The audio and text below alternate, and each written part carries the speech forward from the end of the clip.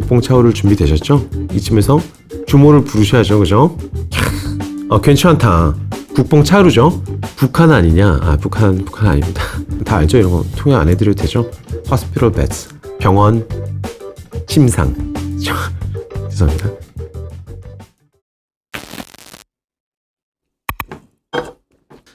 저희가 뭐 신흥국 투자 당장 하자는 게 아니라, 그래, 길게 봤을 때 신흥국 투자에 담을 때가 가까워지고 있어. 시간이 가면 갈수록 신흥국 포지션을 확 늘리기 참 좋은 때야 라고 생각을 해요. 작년에 저한테 물어보시면 제가 뭐 방송 중에도 이런 얘기 많이 들었던 것 같은데, 중국이나 한국은 긴 관점에서 사도 괜찮다, 저렴하니까 라고 말씀드린 게 막 되게 디테일한 단기적인 이슈들이 아니라 크게 봤을 때 이 이슈예요. 여기서 이런 데이터들을 꾸준히 보고 있으면은 제가 지금이야 라고 얘기는 할 수 없지만, 언젠지 모르고 언젠지 알 수도 없고 알 필요도 없지만 점점 포지션을 늘려놓기 괜찮은 것 같다. 그래서 동학개미운동 같은 게 굉장히 반가운 이유 중에 하나가, 한국의 미래 지금 당장 반등할지 안 할지는 제가 정확히 모르나 분명히 우리는 눌려있고, 이 트렌드가 한 번은 1년 가는 트렌드는 뒤집어질 수 있고, 장기적으로 10년에 한 번씩 뒤바뀌는 트렌드는 지속될 가능성이 충분히 있어 보인다. 우리 인생에서 앞으로 10년간의 베팅을 하기에는 나쁘지 않은 베팅인 것 같다. 5년 후의 기준으로 본다면 우리가 5년간 화성으로 탐사를 가야 된다거나 감옥에 가야 된다거나, 아니면 5년간 전 세계를 요트로 여행을 해야 된다거나, 5년 동안 주식을 안 보기로 했다면 선진국 주식에 투자할까? 신흥국 주식에 투자해야 될까? 두 가지를 봤을 때는 확률적으로 지금 신흥국 주식에 투자하기 더 좋은 구간 같다. 5년간 하나도 안 건드려야 된다면. 이거 비현실적이죠? 5년간 당연히 건드릴 거니까. 나쁜 쪽으로도 건드릴 거고 좋은 쪽으로도 건드릴 수 있으니까. 그래서 이거는 제목을 잘못 썼네요. 제목이 잘못됐습니다. 재미있는 데이터가 하나 있어서 또 가져왔어요. 이 위쪽에 있는 거는 섹터를 고르는 것보다, 섹터 안에서건 다른 섹터에서건 종목을 잘 고른 것이 수익률을 많이 가져다 준 시장이었어요. 97년부터 2006년까지 데이터죠. 특히 미국의 경우입니다. 그리고 요럴 때는 언제냐면은 종목 잘 고르는 게 중요한 게 아니라 섹터를 잘 골라야 된다. 어떤 산업인지를 잘 골라야 된다. 그 산업 잘 고르면 종목 잘 고르는 건 별로 의미 없다 라는 얘기입니다. 이때는 2011년부터는 어떤 장이었냐면은 한 종목을 잘 고르는 장이 아니라 섹터를 잘 고르면, 빵을 잘 짚었으면 대충 되는 그런 시장이었던 거죠. 섹터를 잘 고르는 이제 약간 매크로 플레이어들이 유리했던 구간이고, 요런 데서 진짜 주식쟁이, 종목쟁이, 종목 분석을 잘해서 파고드는 사람이 돈을 버는 시장이 옵니다. 종목을 파고들어 보니까 그 안에 디테일이 보여서 비슷한 섹터 있지만 요 종목은 좋아, 요 종목은 나빠 같은 걸 판단할 수 있는 사람. 2020년에 실질적인 전 세계 성장에 기여하는 비중을 보면은, 참고로 작년 말 데이터입니다. 거의 4분의 3이 신흥국이다. 그 중에 한 요 정도가 중국에서 오고요. 중국이 34% 정도의 그로스를 가져올 것이었고, 다른 이머징 마켓이 나머지 47% 가져올 것이다. 미국이 한 9% 정도 GDP 그로스를 가져올 것이었다. 물론 지금은 이제 모든 국가가 한번 크게 얻어맞아서 골드만삭스에서는 작년 대비 33% 뭐 성장률이 하락할 것이다. 뭐 이런 얘기도 하고, 어쨌든 전반적으로 이제 그로스 자체는 이머징에서 많이 발생하고 있는데, GDP 기준으로 봤을 때는 언제까지 미국 주식에 다 투자를 해야 하는가 라는 고민이 남고 있습니다.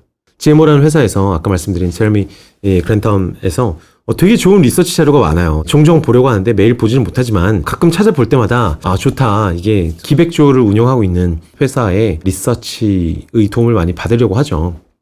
여기서 이제 신흥국 코로나 리스크 분석을 해놨어요. 근데 여러분들이 좋아하실 것 같은 내용이 들어있어서 또 달아봅니다. 살펴보시죠. 리스크 어세스먼트, 그러니까 리스크 자체를 평가를 해본 거예요. 한 4가지 기준을 썼는데요. 데이터가 얼마나 믿을만한가, 그리고 락다운 하는 것이 얼마나 효과가 있는가, 그리고 소셜 디스턴싱이 효율이 얼마나 있는가, 셀프 프로텍션 오브 커먼 피플 같은 게 있겠죠. 우리나라 같은 굉장히 높겠죠. 그죠? 메디컬 시스템이 얼마나 준비가 잘 되어 있느냐, 문제가 터졌을 때 얼마나 버틸 수 있느냐, 이런 것들을 큰 기준에서 좀 분류를 한 거죠. 재밌겠죠? 아니나 다를까 한국이 나와 있습니다. 날짜가 2개가 있어요. 3월 22일이랑 4월 2일자 두 번으로 계산한 건데, 여기 진한 게 3월이고 그 밑에 게 4월이에요. 중국이 굉장히 낮게 나왔었지만 4월에 보면은 좀 확 높아져 있겠죠. 이 데이터가 얼마나 믿을만 하냐 뭐 이런 문제에서 조금 의심이 된다라는 면이 있었을 것 같고요. 가장 높은 데를 보면 인도네시아나 칠레, 멕시코, 말레이시아 등입니다. 이런 데는 코로나 바이러스에 훨씬 취약한 상황이라는 거죠. 여러 가지 경제 구조를 봤을 때, 그죠? 국뽕 차오르죠? 또 한 가지를 더 볼게요. 대응력을 봤어요. 얼마나 대응을 잘 할 수 있느냐만 가지고 판단을 한 겁니다. 1번, 국가의 재정 상태, 재정 수준이 얼마나 좋은가, 뭐 대응을 할 수 있느냐, 그리고 부채가 어느 정도 있냐, 국채가 어느 정도 있냐, Monetary Response Capacity, 뱅킹 시스템의 유동성이 얼마나 있느냐. 우리나라 약간 문제가 될 뻔했었지만 어쨌든 이런 것들도 포함해서 대응을 경제적으로 봤을 때, 신흥국의 경제로 봤을 때 누가 대응을 잘해서 잘 복귀를 시킬 것이냐. 그 다음에 외부에서의 충격도, 특히 이런 거 USD Financing Needs, 이런 거는 우리 통화 수합으로 어느 정도 해결됐지만 통화 수합이 어느 정도 조달이 됐느냐, 뭐 외환 보유고가 어느 정도 있느냐, 이런 걸 포함한 거예요. 그리고 헬스케어 섹터 레디네스도 포함됩니다. 사이즈 오브 파마 섹터 같은 것도 있겠죠. 이런 거 중요한 거. Doctors and Hospital Beds per capita. 인구수 대비 닥터와 다 알죠? 이런 거 통역 안 해드려도 되죠? Hospital Beds. 병원 침상. 죄송합니다. 그리고 Risk of Social Unrest. 이것도 중요한 것 같아요. 사회적인 어떤 갈등이 얼마나 존재할 수 있겠느냐, 뭐 이런 것들이 있어요. 그리고 그 안에는 베네핏 같은 게 있을 것 같고요. 지원 같은 거죠. 그런 걸 두루 봤을 때 이제 국뽕 차오를 준비되셨죠? 역량이 뛰어난 게 한국이 1등이죠. 그럼 두 개의 축을 한 곳에 그려보면은 이렇게 되는 거죠. 여기는 GMO라는 회사 기준으로 신흥국에 끝없이 투자를 하고 싶어하는 이 GMO의 관점에서 코로나 바이러스가 터졌을 때 또 신흥국의 가장 좋은 섹터는 어디일까를 분류를 해둔 거예요. 이쯤에서 주모를 부르셔야죠. 그죠? 당연히 가장 우상단에 대한민국이 있습니다. 우리나라가 투자하기 가장 좋다. 우리 제러미 그랜덤과 그의 팀이 공식적으로 인정해 준 거죠. 코리아가 제일 낫다. 그 다음에 중국, 타이완, 괜찮다. 타일랜드까지, 태국까지. 러시아는 리스키한데 대응 능력은 괜찮은 것 같다. 끝단에 좀 볼게요. 인도네시아, 멕시코 같은 데가 리스크도 굉장히 높고 대응 능력도 떨어지는 국가들이겠죠. 사우스 아프리카도 포함되어 있고요. 인디아 쪽도 있고요. 여기는 신흥국입니다. 일본은 여기 없어요. 그리고 여기 괄호 안에 들어있는 거는 MSCI EM 인덱스 중에 비중이에요. 한국이 11%, 중국이 36%죠. 북한 아니냐? 북한 아닙니다. 마지막으로 오늘 좀 길게 했는데 GMO 거 보다 보니까 이 하이힐드 고수익 채권에 대한 코멘트도 하나 있더라고요. 이 팀은 GMO 안에서 존 로이터라는 분의 팀인데 이 팀이 Credit Opportunities 예요. 그러니까 이 부서장이죠. 설명 보니까 신용자산과 크레딧 애셋과 에쿼티의 비대칭적 기회를 추구한다라는 팀이에요. 써진 내용 보니까 분석이 좋아서 3월 27일에 나왔던 리포트인데 여러분께 좀 소개해드릴까 싶어요. 요약을 하자면 하이힐드 세상에서 10년에 한 번 있을까 말까한 수급 불균형이 이뤄졌고 시뮬레이션으로 보면은 현금 흐름을 봤을 때 돈 벌기 굉장히 괜찮을 것 같다예요. 근데 하이힐드를 저도 그렇고 여러분들도 그렇고 하이힐드를 시뮬레이션 하기 되게 힘들잖아요. 시뮬레이션 하기 힘든 이유가 하이힐드라는 상품 다들 아시죠? 3, 4천 개의 좀 고위험 회사채를 섞어서 서로의 위험도를 해지하는 그런 식의 포트폴리오인데 사실 포트폴리오 효과가 굉장히 극대화되는 굉장히 좋은 상품 중 하나예요. 하이힐드는 수익률도 좋았고 그리고 최근에 에너지 값이 원유가 폭락하면서 하이힐드도 직격탄을 좀 맞긴 맞았으나 재계산을 해보더라도 계산이 어려워서 그런데 상당히 괜찮은 구간일 수 있다라는 이제 글이에요. 근데 GMO가 쓰면은 어떤 장기 롱텀 관점에서 봤을 때 저는 어느 정도 살펴볼 가치가 있는 의견 같아서 한번 가져왔습니다. 이거는 블룸버그에서 저희가 가져온 데이터이고요. 이게 하이힐드입니다. 미국 주식이 이제 시권에 날아갈 때는 뭐 많이 못 쫓아갔지만 떨어질 때는 같이 많이 떨어졌어요. 근데 떨어지는 폭만 봤을 때는 하이힐드가 떨어진 게 이 정도고 미국 주식 떨어진 게 이 정도니까 훨씬 좀 덜 떨어지긴 했죠. 그리고 아마 리포트 나온 거 한 요 정도쯤에 나온 것 같아요. 리포트 내용을 보면은 하이힐드가 너무 많이 떨어진 것 같다. 시뮬레이션을 해보자라는 거예요. 시뮬레이션은 부도율, 채권이 막 몇천 개가 있으면은 몇 퍼센트가 완전히 부도가 나야 되는가, 나머지 것들로 만회를 할 수 있는가라는 거잖아요. GFC, Great Financial Crisis, 그러니까 2008에서 2013년까지의 이 차트를 한번 그려보면은 첫 해 2008년에는 뭐 2% 초반대, 2009년이 문제였어요. 10.8%의 엄청난 디폴트율이 나타났고요. 3년 차에 2010년에는 상당히 안정화돼서 1%대까지 떨어졌어요. 2%대까지 올라갔다가 1% 후반대 뭐 이렇게 갔었습니다. 이게 거의 최악의 시나리오죠. 한편 이거보다 더 심각한 시나리오를 한번 생각해 보면 드래코니언이라고, 드래코가 막 악마 뭐 그런 거잖아요. 악마적인 사탄 같은 그런 얘기예요. 가장 최악의라는 표현으로 쓰시면 될 것 같아요. 첫 해 2020년에 바로 10.8% 맞고 두 번째 해도 또 10.8% 맞고 그 디폴트율이, 부도율이 그 다음 해에 한 3% 정도 떨어지고 3% 정도 떨어진 다음에 2.5% 정도에 수렴하는 2008년보다도 몇 배나 안 좋은 시나리오를 상상해서 한번 향후 캐시플로우를, 현금 흐름을 좀 예상을 해보는 방식이죠. 2008년 엄청나게 나빴던 시나리오, 그거보다 훨씬 더 나쁜 시나리오 두 가지로 현재의 하이힐드 가격을 약간 추정을 해보는 거예요. 그렇게 보면은 한 4주쯤 전 기준으로 보면은 드래코니언 최악의 상황의 시나리오에서는 현재 가격 기준으로 앞으로 5년간 연평균 한 5% 정도, 그리고 미 국채 대비 이게 아웃퍼폼한 거거든요. 5%보다 살짝 안 되는 한 4% 약간 넘는 수준이 될 것으로 보인다.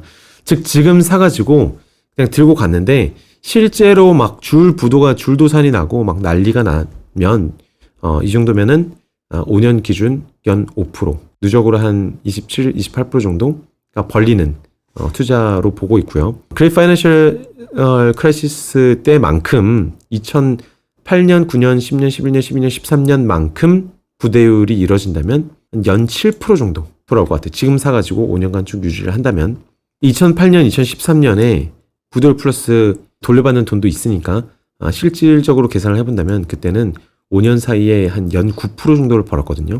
그 당시에 미 국채 수익률 대비도 한 8% 정도 아웃퍼폼을 했죠. 그런 상황이어서 괜찮을 것이다라고 보고 있는 거죠. 더 나아가서 업사이드 케이스를 본다면 단기 급등할 수 있는 가능성도 있다. 지금 스프레드가 막 그 당시에 한 달쯤 전에 거의 1000bp까지 벌어졌었거든요. 그 지난주에 페드에서 하이힐드까지 인수하기로 했다 하면서 하이힐드가 어느 정도 올라섰죠. 아까 차트를 보면 그죠? 하이힐드가 못 올라온 게 가장 불안한 요소였었는데 하이힐드까지 사주마해서 빵 올라섰었죠. 그래서 이때 기준으로 한 7% 정도 더 올랐을 거예요. 이때쯤이었으면은 100으로 표준화 시킨 거거든요. 팔프라이스 한 10% 정도 더 반등을 한 거네요. 하이힐드 기준으로는. 그걸 감안하고 한번 보세요. 그때 스프레드가 1000bp 수준이었는데 역사적 수준이 한 450bp 정도 보고 있어요. 10년 국채와 하이힐드가 한 450bp, 즉 한 4.5% 정도 차이가 나는 수준까지 좁혀진다면 첫 해에 25% 정도 반등할 수 있다. 단기적으로. 지금 한 10% 정도 반등했으니까 한 15% 정도 남아있다라는 얘기인 거죠. 계산은 4년 듀레이션으로 현재 한 7.1% 수준의 하이힐드 금리를 계산했다고 해요. 근데 그러면 경제가 어마어마하게 나빠지면 어떻게 될까? 원유 시장이 너무 나빠지고 막 줄도산이 이뤄지고 그런 경우에는 어떻게 해야 될까? 그러면 하이힐드도 나쁠 가능성이 있지만 어쨌든 확실한 것은 지금까지는 주식보다는 하방 경직성이 대단히 있는 것 같다. 왜냐면 이거는 뭐 2008년의 경우만 그랬을 수도 있지만 페드에서 돈을 풀 때 그 돈이 주식시장에 들어가는 타이밍보다 이 채권시장의 금융시장 안정화에 들어가는 속도가 더 빨랐고 거기서 더 큰 규모로 더 많은 작용을 했어요. 그러다 보니까 이런 차이가 있는 거죠. 연간 기준인데 이게 하이힐드입니다. 2007년 8년을 맞고도 2009년에 더 빨리 반등을 했고요. 2007년의 고점을 더 빨리 뚫고 나왔고요. 주식은 반등하는데 2011년 중반까지 걸렸다면 하이힐드는 금세 반등을 했고 그 다음에 요 수익률을 다시 주식한테 탈환하는 데는 주식이 하이힐드의 누적 수익률을 뛰어넘는 데는 거의 2017년 정도까지 걸렸어요. 무슨 얘기냐? 요 간단한 패턴이 어떤 근거가 있고 확실한 패턴이라면 왜 확실하겠어요? 주식은 단순한 상방 베팅인데 비해서 하이힐드는 이런 캐시플로우에 대한 시뮬레이션 데이터고 사람들이 계산하기 굉장히 어려워한다라는 것에서 가격의 괴리가 발생해서 그런 거겠죠. 그게 맞다라면 이번에도 하이힐드를 사는 게 장기 반등장에서도 더 많이 벌 수 있고 심지어 하락할 때도 좀 더 안전하지 않겠느냐. 마치 저희가 이번에는 카버드 콜 전략처럼 리바운드처럼 리바운드를 훨씬 단순하게 활용하는 방법 중에 하나는 뭐 이런 것도 있을 수 있겠다는 거죠. 하이힐드를 활용했을 때 수익률이 더 좋은 현상. S&P보다 다운사이드는 더 안전하고 업사이드도 상당히 있을 수 있는 그런 현상을 여기서 얘기를 하고 있더라고요. 재밌나요? 하이힐드도 항상 한 번씩 보셨으면 좋겠어요. 여러분들이 얼라이언스 번스틴에서 하이힐드 펀드를 국내에서도 많이 판매를 했었는데 일반인이 활용하기에 이렇게 좋은 펀드가 거의 없었어요. 저도 하이힐드 보고 되게 추천을 많이 하고 다녔고, 하이힐드의 단점 중 하나는 하이힐드니까 고수익 채권이니까 많은 이제 이자 수익을 주잖아요. 그러다 보니까 세금이 많아요. 한국 사람한테는. 한국 주식에 투자하면 세금 하나도 안 내잖아요. 거의 안 내잖아요. 이자나 배당을 받게 되면 수익을 많이 내는데 우리나라 사람 배당은 별로 받아본 적이 없어서 뭐 관심이 없지만 이자 수익 하이힐드 같은 경우에는 벌써 평균 450bp 금리보다 비싸다 그러면은 우리가 금리 뭐 1.5% 받을 때 여기서는 한 5% 6%씩 나와야 정상이거든요. 출렁이긴 하겠지만 그러면 이자에 대한 이제 세금이 많이 나오게 되는 거죠.